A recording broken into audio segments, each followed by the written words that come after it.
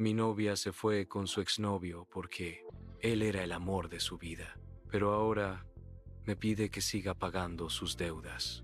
Hola a todos. Nunca pensé que llegaría el día en que tendría que escribir algo así, pero siento la necesidad de desahogarme y compartir mi experiencia, porque me siento traicionado y confundido. Tal vez alguien pueda darme un consejo o simplemente ayudarme a poner en orden mis pensamientos. Me llamo Lucas. Tengo 29 años y actualmente soy dueño de un restaurante de comida rápida. No es un lugar de lujo, pero estoy orgulloso de lo que he construido. Empecé desde abajo, trabajando largas jornadas en cocinas ajenas, ahorrando cada moneda, y después de mucho sacrificio logré abrir mi propio negocio.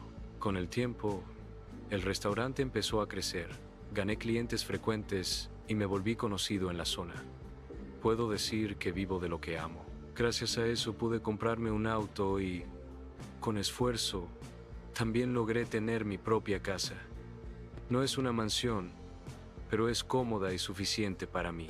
Nunca he sido una persona de lujos, solo alguien trabajador que se siente satisfecho cuando ve que sus metas se cumplen con constancia y disciplina. Fue en ese contexto, cuando las cosas iban en ascenso, que conocí a María. Ella tenía 25 años en ese entonces, y yo estaba en una etapa en la que no buscaba una relación formal, pero la vida me sorprendió. Recuerdo perfectamente el primer día que entró al restaurante. Era un viernes por la tarde, uno de esos días donde los clientes no paran de entrar. Yo estaba en la caja ayudando porque hacía falta personal, y entonces llegó ella. Pidió con una sonrisa tímida, pero había algo en su mirada que me llamó la atención. Me preguntó si el lugar era mío, y cuando le dije que sí, se sorprendió. Me felicitó por el negocio y nos quedamos conversando un poco. No pasó mucho para que empezáramos a salir. Al principio todo era ilusión, novedad, esas mariposas en el estómago que hacen que cualquier sacrificio valga la pena. María era cariñosa, atenta, y siempre me hacía sentir especial. Poco a poco fuimos formalizando y, después de unos meses, éramos novios. Sin embargo, con el tiempo empecé a notar que tenía un carácter muy particular. Era una persona celosa e inestable. Si me veía hablando con una clienta, aunque fuera solo para atenderla, se molestaba. Si alguien dejaba un comentario en mis redes sociales, ella quería saber quién era y por qué me hablaba. Al inicio lo tomaba como un signo de interés, como si sus celos fueran un reflejo de lo mucho que le importaba la relación. Estaba cegado por el amor y, en lugar de poner límites, decidí soportar. Con el tiempo, esas actitudes se hicieron más frecuentes. A veces discutíamos por cosas insignificantes. Ella podía pasar de estar bien a enojarse, sin razón aparente. Había días en que me decía que yo era todo para ella y otros en los que parecía dudar de todo. Yo justificaba sus cambios de ánimo diciendo que quizá tenía inseguridades o experiencias difíciles en el pasado. Mi error fue creer que con amor bastaba para arreglarlo todo. Lo cierto es que yo estaba enamorado. Creía que nuestra relación tenía futuro, que podíamos superar cualquier obstáculo. Pensaba en casarme con ella algún día, en formar una familia. Siempre la incluía en mis planes y estaba convencido de que ella sentía lo mismo. Todo cambió hace unos meses. Noté que María estaba diferente, más distante, distraída, como si su mente estuviera en otro lugar. Cuando le preguntaba si pasaba algo, me decía que estaba cansada o que tenía preocupaciones personales. Trataba de no presionarla, pero esa frialdad empezó a afectarme. Las discusiones se volvieron más frecuentes y los silencios incómodos se hicieron parte de nuestro día a día. Yo no soy una persona desconfiada por naturaleza, pero algo dentro de mí empezó a sospechar. Un día, mientras ella estaba en el baño, su celular vibró en la mesa. No suelo revisar las cosas de nadie, pero la pantalla se encendió y apareció una notificación de un número sin registrar. Nos vemos mañana. No puedo dejar de pensar en ti. Sentí un golpe en el estómago. Quise pensar que era una broma, pero la intuición me decía otra cosa. No hice nada en ese instante. Guardé silencio y esperé a ver si ella decía algo. Al día siguiente me levanté más temprano. Decidí seguirla sin que lo notara. Dijo que iría a visitar a una amiga, pero en lugar de eso la vi entrar a un café. Estacioné mi auto a cierta distancia y me quedé observando. A los pocos minutos apareció un hombre. No lo reconocí al principio, pero luego recordé que ella me había hablado de su ex. Era él. Se saludaron con demasiada familiaridad. Se abrazaron y se quedaron conversando como si fueran pareja. En ese instante sentí que todo mi mundo se derrumbaba. No me acerqué ni hice un escándalo. Solo me quedé allí, observando en silencio, con rabia, tristeza y decepción. Después de unos minutos me fui, porque no tenía fuerzas para quedarme, ni para enfrentarla en ese momento. Esa misma noche, cuando regresó a casa, decidí hablar con ella. Me senté frente a ella y le dije directamente que sabía lo que estaba pasando. Al principio intentó negarlo, pero cuando vio que yo estaba seguro, bajó la mirada. Con lágrimas en los ojos me confesó que sí, que había estado viéndose con su ex. Y no solo eso, me dijo que él era el verdadero amor de su vida, que aunque me quería, nunca había dejado de amarlo a él. Escuchar eso fue como una puñalada. Hasta ese día yo pensaba que lo nuestro tenía futuro. De pronto me encontré con la realidad.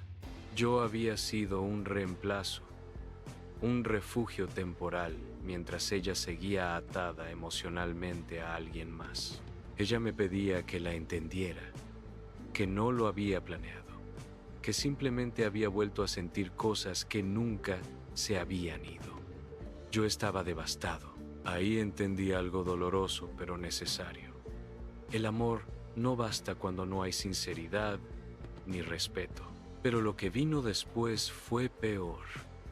En nuestra relación, yo siempre fui quien se encargó de los gastos grandes. Pagaba servicios, viajes pequeños y hasta deudas que ella tenía antes de estar conmigo. Una de esas deudas era el crédito del auto que conducía. Cuando nos hicimos novios me contó que había sacado ese carro a plazos y que tenía dificultades para pagarlo.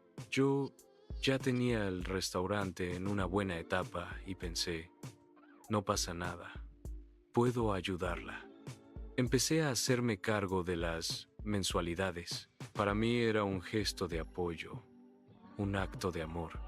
Nunca imaginé que eso se volvería un arma en mi contra.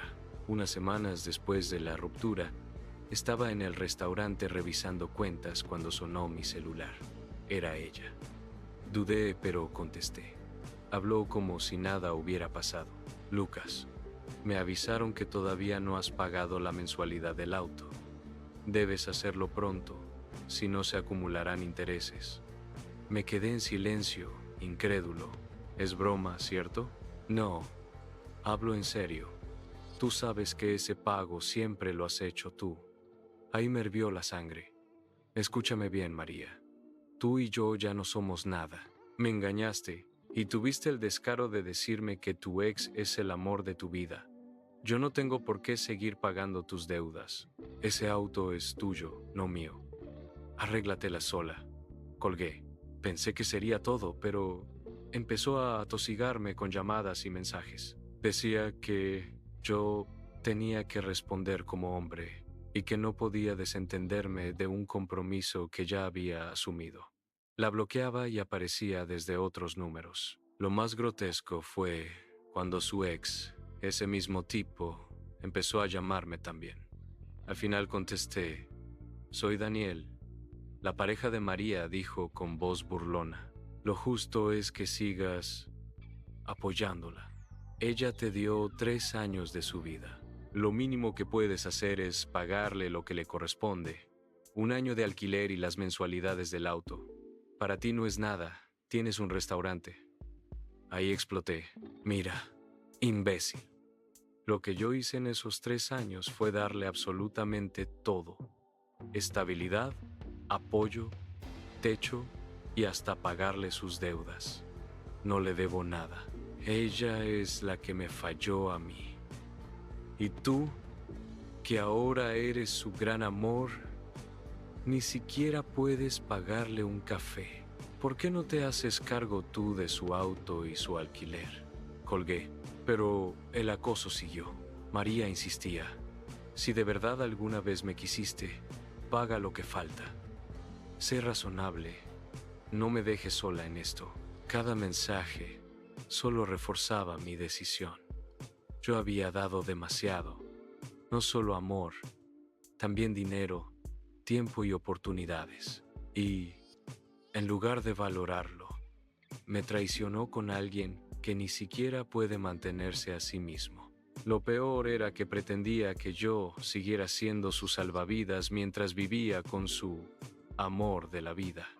Decidí cortar todo contacto. La bloqueé de todos lados y le pedí a mis empleados que no la dejaran entrar al restaurante si aparecía, no porque quisiera humillarla, sino porque necesitaba cuidar mi paz mental y lo que con tanto esfuerzo construí. Pasaron unos días y volvió a llamarme desde otro número, llorando, pidiéndome otra vez que pagara el auto. Incluso me dijo que le había prometido a Daniel que yo cubriría todo, que no les faltaría nada porque yo tenía dinero. Ahí entendí que para ellos yo no era una persona, era una billetera. La gota que colmó el vaso fue cuando Daniel tomó el teléfono y me amenazó: si no quieres que le pase algo a tu puestito de hamburguesas, más vale que cooperes. Ahí se acabó cualquier resto de paciencia. Fui con mi abogado. Le mostré llamadas, mensajes y audios. Me explicó que eso era extorsión y amenazas contra mi negocio. Presentamos una denuncia y reforcé la seguridad del restaurante. Cámaras, personal, todo. Tiempo después, una noche, el velador me llamó nervioso. Habían atrapado a un hombre intentando rayar las paredes del restaurante con spray. Era Daniel. La policía lo persiguió y lo detuvo. Lo encontraron con las manos manchadas de pintura y gritando cosas como: si no me paga, le arruino el negocio. Eso, sumado a los mensajes, lo hundió. En el proceso legal, Daniel fue acusado por extorsión, amenazas y daños en grado de tentativa. Terminó condenado. No fue una sentencia enorme, pero suficiente para que aprendiera, al menos en teoría, que la vida no se resuelve viviendo a expensas de otros ni con violencia. María trató de que yo retirara la denuncia. Me mandó mensajes a través de terceros, diciendo que él había actuado por desesperación, que si lo metían preso ella también se hundiría. Incluso me mandó un texto larguísimo desde otro número, hablando de lo difícil que es quedarse sola y pidiéndome que tuviera compasión. Lo leí una sola vez y lo borré. Ya no tenía nada que hablar con ella. Hoy el restaurante sigue en pie, más fuerte que nunca. Mis clientes se enteraron de lo sucedido. En lugar de alejarse, muchos se acercaron a mostrar apoyo. Algunos me felicitaron por no dejarme intimidar y dijeron que esa firmeza es parte de lo que más respetan de mí. En lo personal, aprendí que poner límites no es ser egoísta, es ser justo contigo mismo. Entendí que no todas las personas merecen tu ayuda y que el amor no justifica sacrificar tu dignidad ni tus principios. Lo que se construye con esfuerzo se defiende con la frente en alto, sin ceder ante chantajes ni manipulaciones. María eligió su camino. Daniel eligió el suyo. Yo elegí el mío.